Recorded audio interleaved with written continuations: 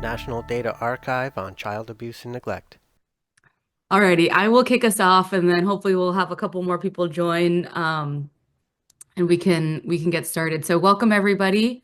Thank you so much for joining us for our, what is this, our sixth session, our seventh session together for our NDACAN monthly office hours, NDACAN, the National Data Archive on Child Abuse and Neglect. We are hosting, if this is, I don't think this is anyone's first time, but for folks who might be tuning in on the recording later on, this is a monthly office hour session that we hold. This year's is a little bit special because we're doing 30 minutes of intro to R before we jump into 30 minutes of office hours and breakout sessions. So today we will be talking about regressions with Frank. Um, as always, there's a couple of housekeeping items. So if you have any questions throughout, please put them in the Q&A or you can put them in the chat, but I will read them aloud so we can capture it with the recording. The session is being recorded and everything is available on our website. And if you are having any Zoom issues or things like that, please reach out to Andres, who is here with us today, and he can help with troubleshooting any issues you have. And before I kick it off, actually, to Frank, I did want to plug our summer training webinar series that's coming up starting in July of this year. And I'll put the link in the chat right now. So that is another training offering that we do every year. We take 5-ish weeks in the summer. And the theme for this summer training series is the life cycle of an NDACAN research project. So Alex and Noah will walk us through from identifying a research question all the way through data analysis and presentation of findings. So it'll be a really great series this year. Okay, and now with that, Frank, you can take it away. Wonderful. Thank you, Paige, and welcome everybody.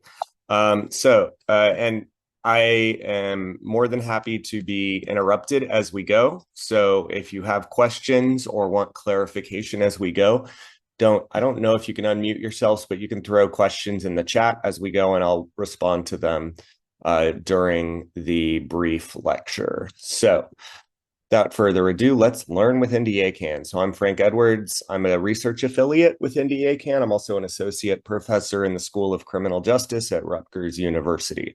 And I teach statistics for my day job. So this is a fun segue for me.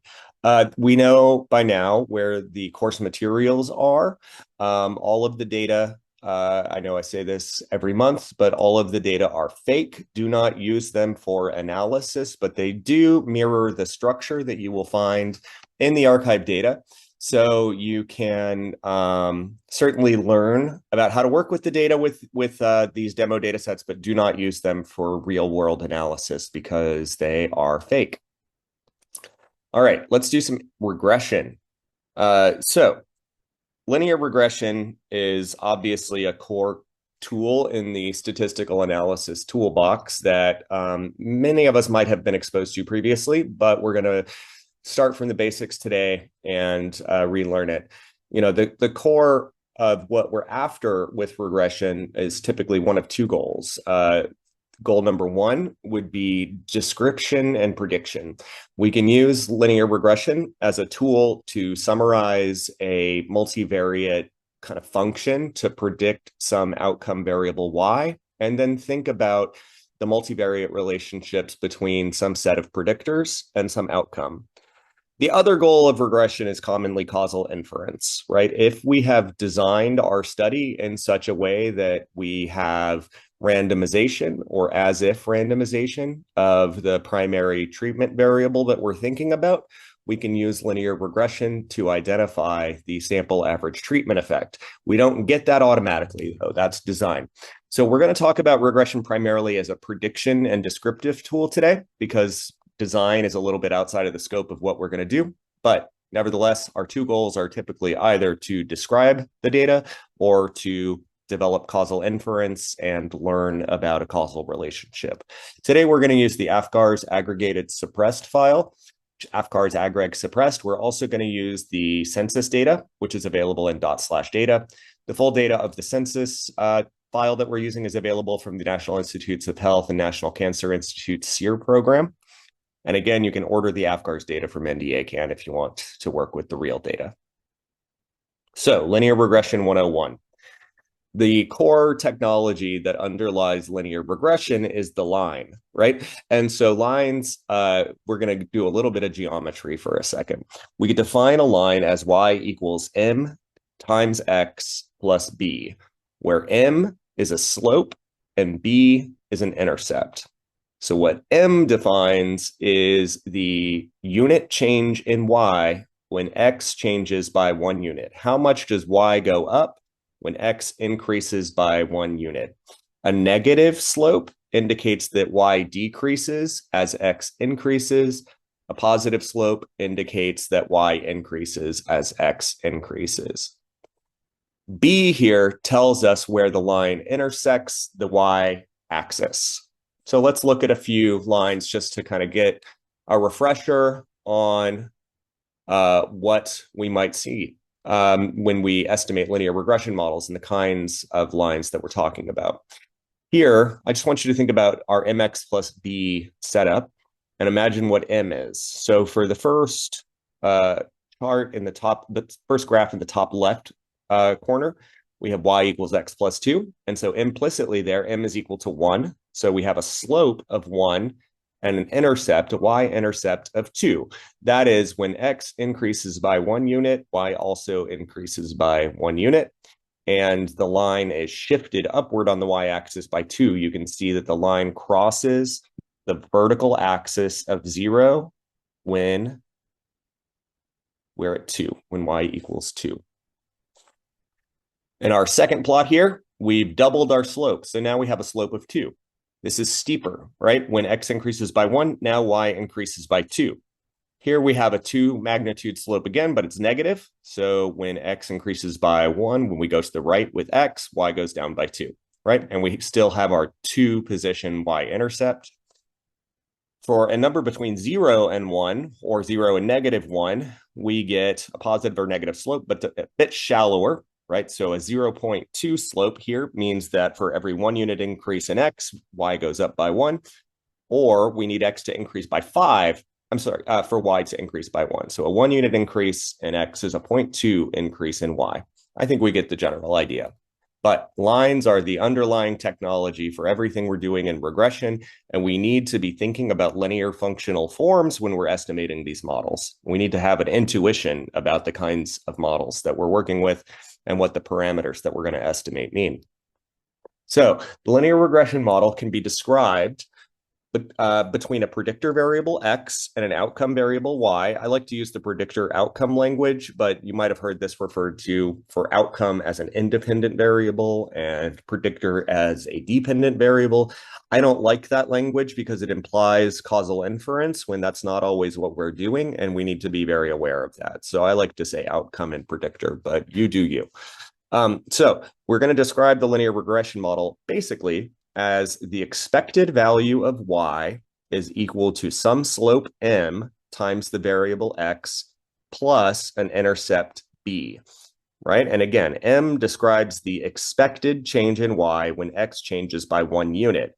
This expected operator, the e, indicates an average. So it tells us that the average value of y is equal to some parameter times x plus b. That is, the average value of y depends on x. The parameter b, again, describes the expected value of y when x is 0. So let's look at it with Greek, because this is typically how we're going to see it. This is the same basic format, but we're adding a couple of new elements here.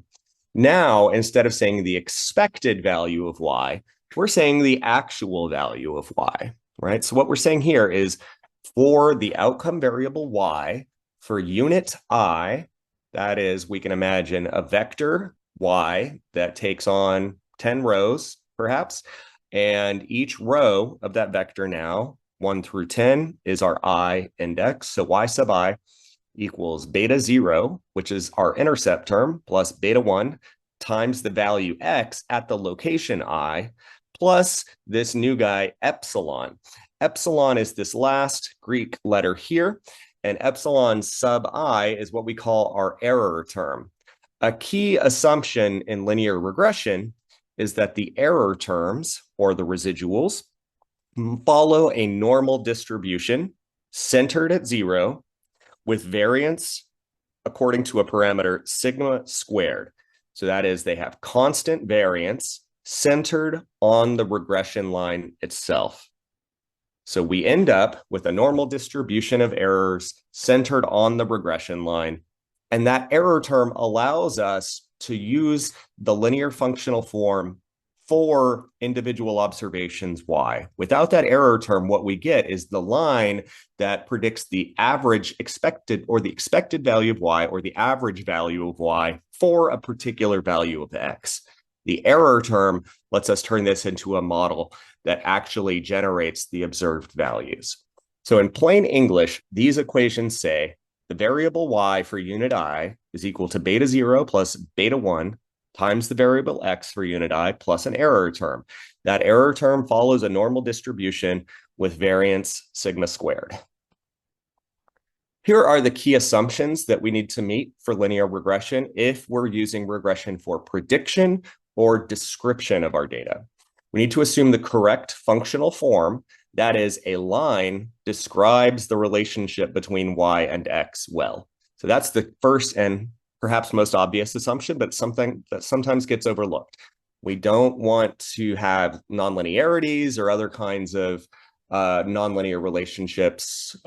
If there are nonlinear relationships between y and x, we need to consider perhaps more complex modeling strategies, but we need to assume linearity makes sense as an assumption.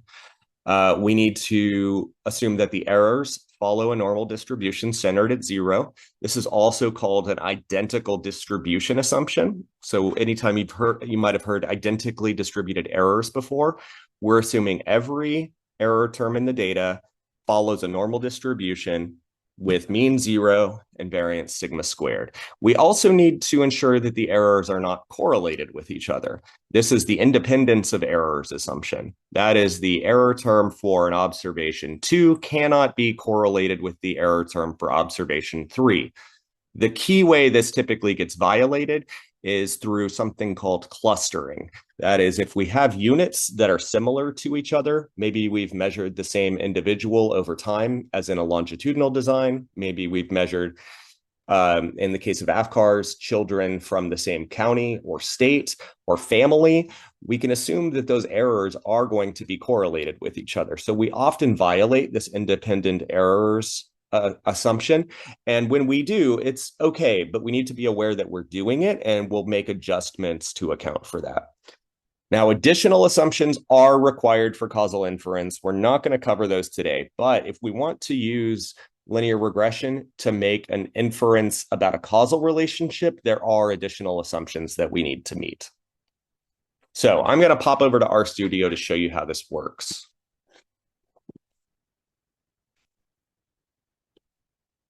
All right, so here we go. This is week 7.r, and I realize I haven't given you all a homework assignment yet. I'll make sure to post one by the end of the day. As always, we're going to add some comments at the top of our script to ensure that we know what we're working with. Comment your code extensively. I cannot emphasize that enough. Let's library in the tidyverse as we always do, because we're working in a tidyverse format. I'm going to read in the AFCARS aggregated and census data with read_CSV. And then we're just going to look, oops, I will update this code. Apologies. Wrong. Had an error in my code. Let's look at the top of AFCARS ag and census. And there we go. So this is what our data look like. We can see on AFCARS, we have a series of variables that describe the numbers of children in foster care and their reasons for placement in foster care, while in census, we have population counts by sex, race, and ethnicity. Now, I'm going to join these tables today. And I immediately see that there's a few things I'm going to need to do prior to joining. First, I can see that the year variable in AFGARS and census does not have the same name. I'm going to want to harmonize those. That is, I'm going to want them to have an identical name so that they can be joined with year as a key column. So I want to make sure to rename those. I also can see that state is defined in AFGARS AG as a numeric, and I know that this is an FIPS code, a FIPS code. And I have that FIPS code in the census file, but I have another variable named state, which is just the full spelled out name state. So I need to rename things a bit. What I'm going to do is I'm going to rename an AFGARS AG state to ST FIPS so that it matches. And in both files, I'm going to rename CY to year and FY to year. And that's what this code block does here. Now our names should be ready to match. And that looks fine to me. Now, I also don't want to work at the race by sex level today. I want to work at the total population level. I'm going to show you something a little bit advanced here. What I'm going to do is I'm going to take my AFGARS AG table, and I'm going to do a group by and a summarize. We've seen this before, where I'm going to do an operation after I group the data by year and ST FIPS. That is, it's going to perform the operations that come next over the groups of data that are subset by their values on these two grouping variables.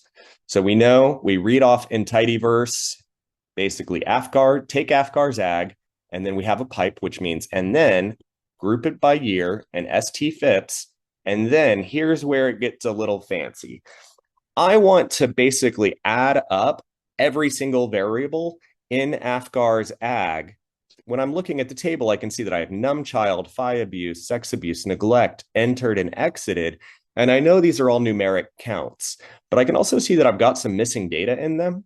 So I'm going to use this extra function called across. What across allows me to do is to specify a range of columns or columns that meet a particular condition. In this case, I want to summarize across all of the columns between num child and exited. And what do I want to do there? Well, I want to take a sum of those columns because I want to collapse my data. I want to basically get a count of all children in foster care, regardless of race, regardless of sex. In order to do that, I need to sum across 2015 ST FIPS 1111, right? This is all the same state. And these are children of sex equals 1 with various race and ethnicities. So I want to sum this column, this column, this column, this column, and also those other two columns for all cases where year is equal to 2015 and ST FIPS is equal to 1, and then move on to the next year by ST FIPS category. So the thing that's a little funky here is this block of code. What I've done here is I've defined a special function, a new user-defined function as part of my summarize across. What I'm telling R to do is you're going to do some operation by X, and then I'm going to define what that operation is. In this case, it's going to be a sum of X, making sure that we're doing an na.rm equals true because I want those NAs to be treated as zeros. If I don't do this, anytime I add an NA to a numeric, I will get an NA in return, so I'll effectively lose a lot of information. Let's go ahead and run this and see what happens.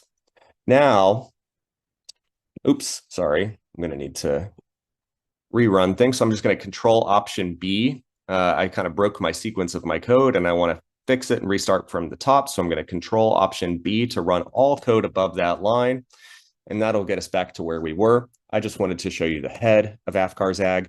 Now you can see we don't have sex. We don't have race ethnicity. Now we only have one row for each state year. So 2015, state 1, state 2, state 4, state 5, and we have the sum of all of the values within those state years. Great, perfect. I want to do the same thing on the census. Here I only have the pop column, so I don't need to worry about an elaborate summarize across. I can just use pop. So I'm going to group by year and ST FIPS again and summarize pop And let's just take a look at the head of census, and that looks fine to me. Now, we're going to do a left join. We've seen this before. I'm going to take AFGAR's AG, which I know has year and ST FIPS, and I have census, which also has year and ST FIPS. What I'm going to do is I'm going to take AFGAR's AG and stick census onto it. So now that we've done that, take a quick look at our object, and we can see that we've got this new variable pop here. I'm going to run a glimpse on this so that you can see all of our variables. Glimpse is in the tidyverse package. And now you can see that our pop column joined on. So I know that state 1 is Alabama. For 2015, we now have the population of the state of Alabama, including all of our foster care measures. So that's great. So what I want to think about today is the relationship between neglect and physical abuse cases. That is, I'm going to ask whether places with more neglect cases have more physical abuse cases. Do we learn anything about the number of physical abuse cases there are in a state by having information about how many neglect cases there are in the state? And anytime I'm going to begin getting set for a regression analysis, I always want to do data visualization first. In this case, a scatter plot is the perfect visual to think about the bivariate relationship between neglect and physical abuse. So I'm going to use ggplot, where I'll set my X, which is going to be my focal predictor, as neglect, and Y, which will be my outcome, as physical abuse. So let's take a look at it. This is the relationship. And when I'm looking at this plot, I want to think about the linearity assumption that I need to make for regression analysis. Now, it's pretty clear that there are some nonlinear things happening here. We can see obvious curvature here. We have these patterns of outliers over here, but the linearity assumption wouldn't be too terrible in this context. Linearity looks okay-ish, right? It doesn't look great, but it looks okay-ish. The thing often when I'm thinking about data in a numeric format where I have some very large numbers is that log transformations are often a really good idea, because what a logarithmic transformation will do is take any multiplicative processes or exponential processes that occur in the data and smooth those out as linear. So let's take a quick look at what a log transform here would look like. I'm going to, rather than transform the variables themselves, I'm just going to do it in my ggplot. So I can add this scale x log 10 and scale y log 10 functions to change my plot. And now when we look at it, we can see when we have a log of physical abuse and neglect, that is, we have the log base 10 of physical abuse on the y-axis and the log base 10 of neglect on the x-axis, there is very clear linearity in this relationship. So this is telling me when I get to regression modeling, I'm going to want to consider a log transform. It should dramatically improve the fit of my models compared to a linear fit. That is, I should get better performance in my model. I should have a much better fit for my model to the data when I use a log transform compared to the linear transform, or rather lack of transform. So let's estimate a baseline linear model without the log transform just to see what we've got going on. So I'm going to use the LM function, and we have something fancy going on here. When we use the LM function, we have a new kind of syntax that R uses. This is called a formula.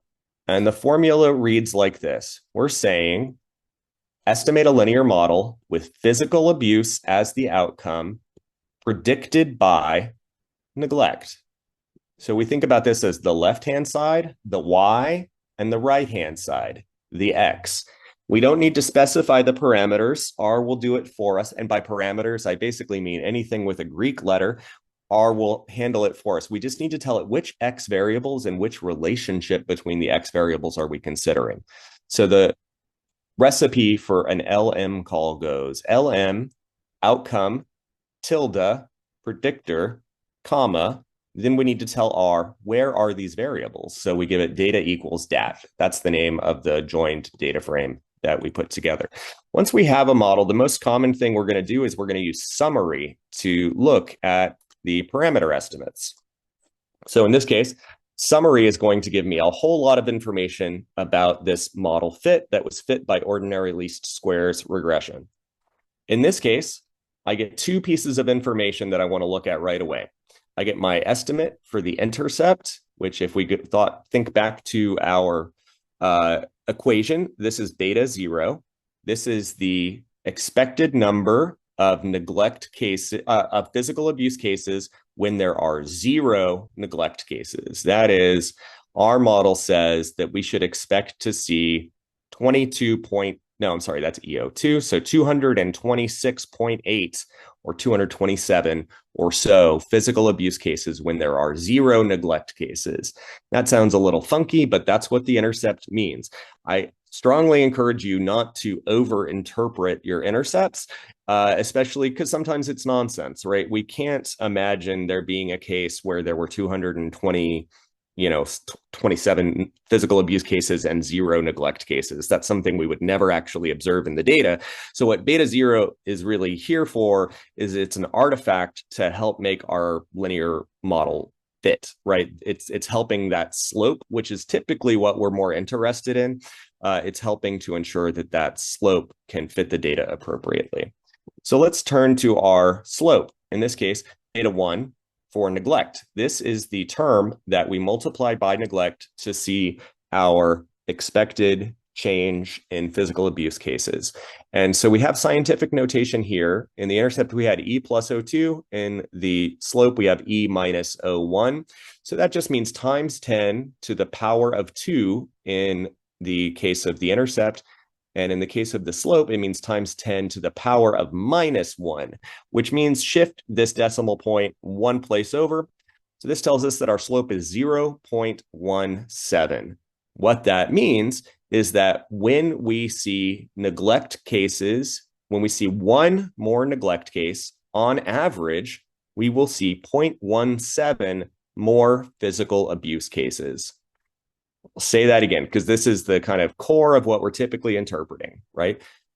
When there is one more neglect case, we expect to see, on average, 0.17 more physical abuse cases. We can multiply this by, say, 100, right?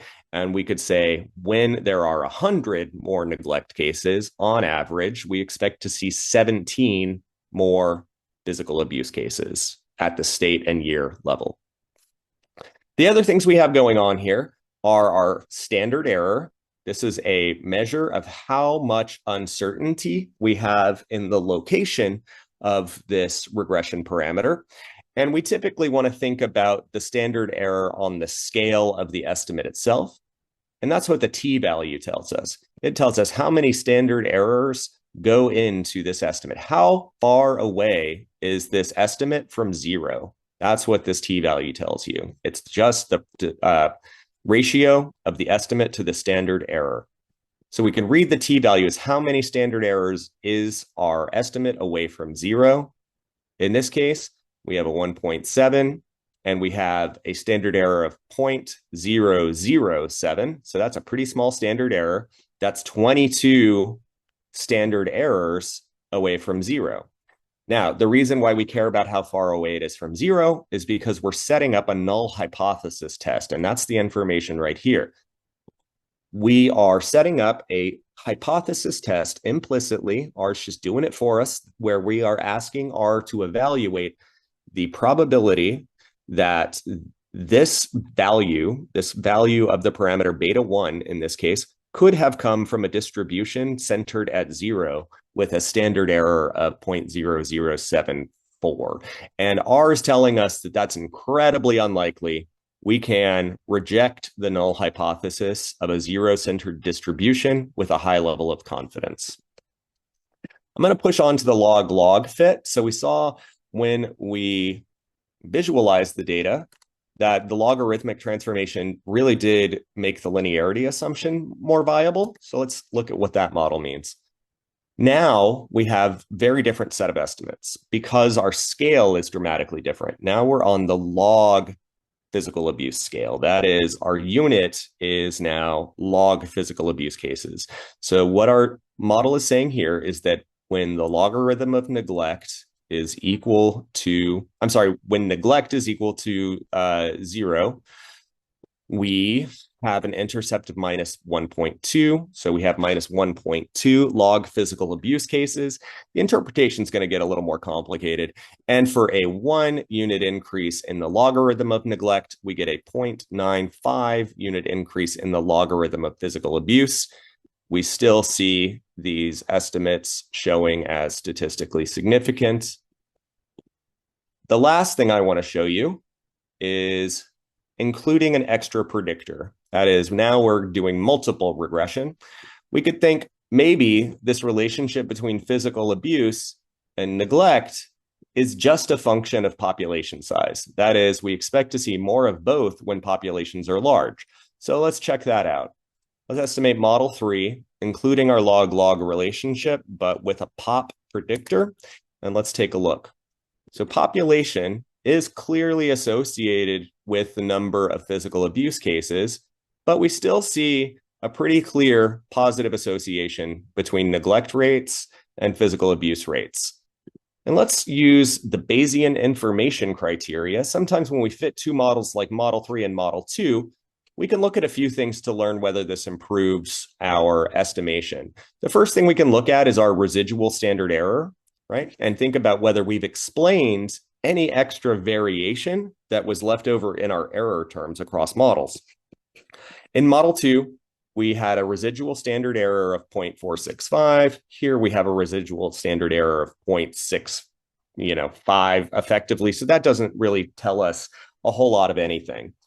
I like to use what are called information criteria to help me make comparisons when I don't have strong theory telling me which model to prefer. BIC is going to give us a quick estimate that tells us which model fits the data better. And BIC is nice because it penalizes for model complexity. I'm also getting this warning message that is important. It's because we have missing data and we have some zeros. We can't take a log of 0. So we end up with some cases that are dropped in our, oh no, we must be missing population data somewhere. I'd need to diagnose this a little more carefully, and I want to think carefully about that. But anyway, a lower score indicates an improved model fit. And in this case, in model 3, we have a slightly lower BIC score than model 2, which tells me that it fits the data a little bit better. Now, lastly, I want to show you how to visualize our results from these models. Once we're in a world where we're doing things like log transforms, and especially once we have interactions and other kinds of things going on in our model, it's really important to step back from just interpreting our coefficients directly and to think about our outcome itself. So what I like to do typically is to use prediction, use the regression equation itself to generate predicted values to help me understand the functional relationship that I'm describing with my regression model. So what I'm going to do is I'm going to take my DAT data frame. I'm going to ungroup it because it still has that group by state and year thing going on. And I'm going to use the predict function to generate an expected value of Y for each value of X that we observe in the data. Well, let's take a quick glimpse at that. We can see that we have this new column Y hat 1, which tells me the expected number of physical abuse cases when neglect cases are equal to 1954, 2966, 22601, etc. So this is what model 1 tells me is my expected number of physical abuse cases in Alabama in 2015 based on this number of neglect cases. The difference between the observed value, 1218, and 560 is the residual, right? So that's our epsilon term. That's our error.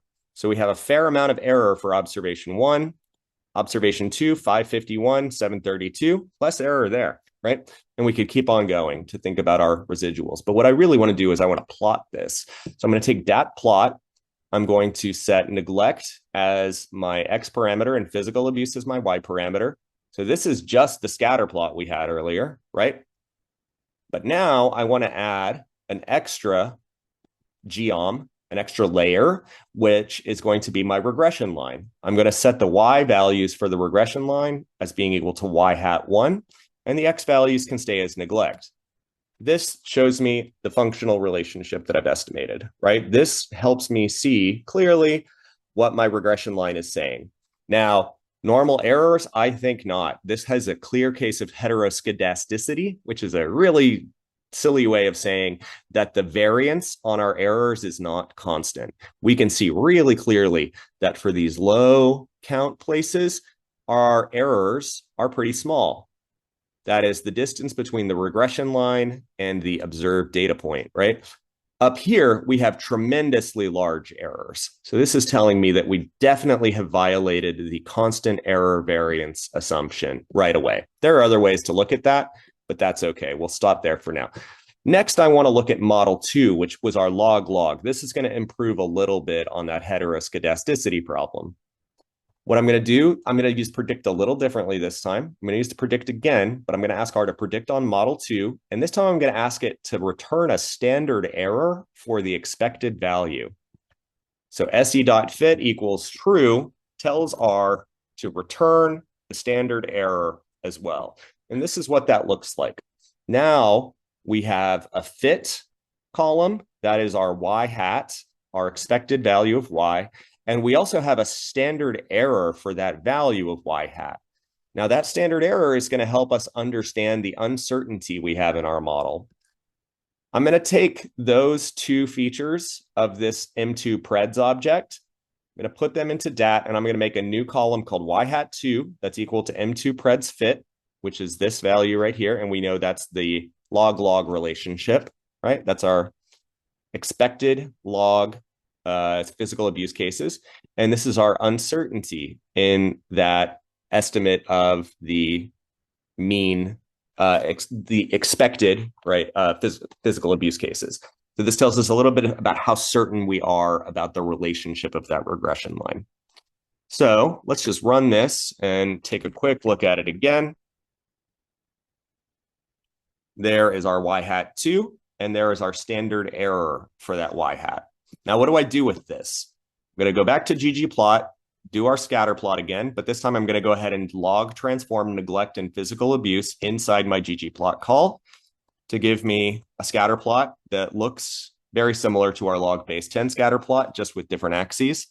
This is now a natural logarithm, an LN, right? So it's a base E logarithm. And I'm going to add a fancy geom down here. I'm going to add a geom ribbon. And what I'm doing here is I'm going to draw my regression line, y hat 2. That's just our basic line. But I want to add some uncertainty intervals to it. I'm going to tell R to set y maximum equal to y hat 2 plus 1.96 times the standard error of the prediction. 1.96 is a magic number because that represents the upper and lower bound of a symmetric 95% confidence interval for a normally distributed variable. So 1.96 we could think of as a critical value for the upper bound and lower bound of a confidence interval. And what this is going to look like is that. Now we can see that we really don't have the same problem with non-constant error variance. Regardless of our position on the line, the observed values are pretty similar in distance. The cloud of values doesn't really stray further. It doesn't spread out as we go up the x-axis, which is something we don't want to see. And we also can see that we don't have a whole lot of uncertainty about the location of the regression line, right? That bar indicates our 95% confidence interval for the location of the regression line. And we can see here that we should feel pretty confident that the regression line we've estimated fits relatively well, and other values, other more extreme lines are not very likely to be observed. So that's it for the session today. The National Data Archive on Child Abuse and Neglect is a joint project of Duke University, Cornell University, University of California, San Francisco, and Mathematica. Funding for NDACAN is provided by the Children's Bureau, an office of the Administration for Children and Families.